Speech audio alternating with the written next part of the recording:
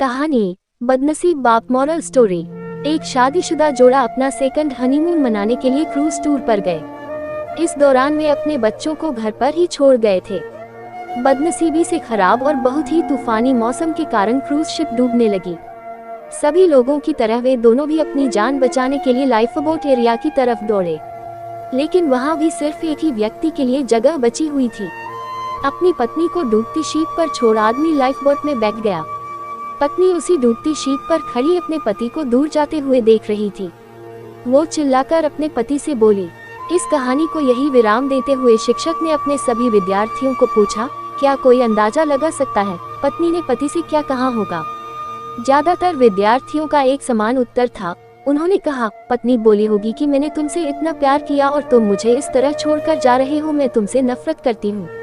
शिक्षक की नजर एक शांत बैठे विद्यार्थी पर पड़ी। शिक्षक ने उसे जाकर यह सवाल पूछा।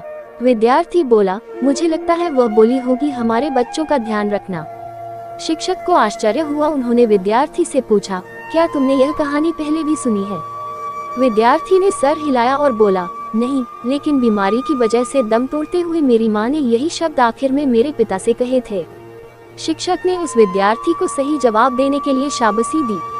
कहानी को आगे बढ़ाते हुए शिक्षक ने कहा, क्रूज शिप डूब गई और साथ में पत्नी भी। पति घर वापस लौट आया और उसने अकेले ही अपने बच्चों को पाल पोस कर बड़ा किया। कई सालों बाद उस पति की भी मौत हो गई।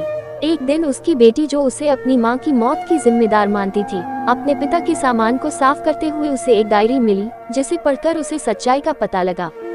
डायरी में लिखा था, जब उसके माँ बाप उस क्रूज शिप पर गए थे तब उन्हें पहले से ही पता था कि उसकी मम्मी को 3rd स्टेज कैंसर है और इसीलिए वो दोनों आखिरी बार एक साथ ज्यादा से ज्यादा समय बिता सके, इसलिए दोनों अकेले ही उस क्रूज शिप पर गए थे।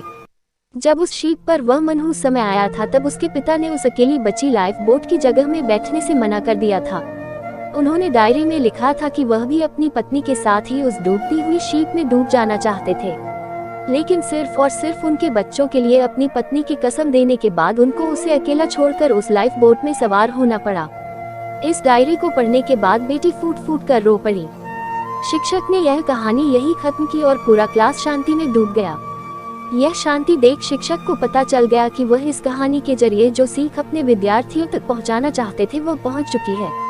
इस दुनिया में अच्छे और बुरे हर तरह के लोग हैं, लेकिन कभी कभी परिस्थितियां ऐसी विकट हो जाती है कि आप बुरे या अच्छे का फैसला नहीं कर पाते। इसीलिए कभी भी हमें कोई भी फैसला लेने में जल्दबाजी नहीं करनी चाहिए। सिर्फ बाहरी चीजों को जान लेने से किया गया फैसला कभी भी सही नहीं हो सकता।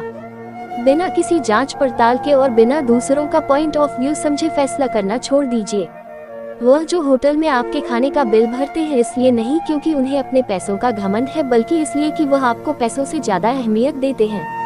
वह जो हमेशा आपकी मदद करने के लिए तैयार रहते हैं इसलिए नहीं क्योंकि उन्हें आपसे कुछ चाहिए, बल्कि इसलिए क्योंकि वह आप में एक अच्छा दोस्त देखते हैं।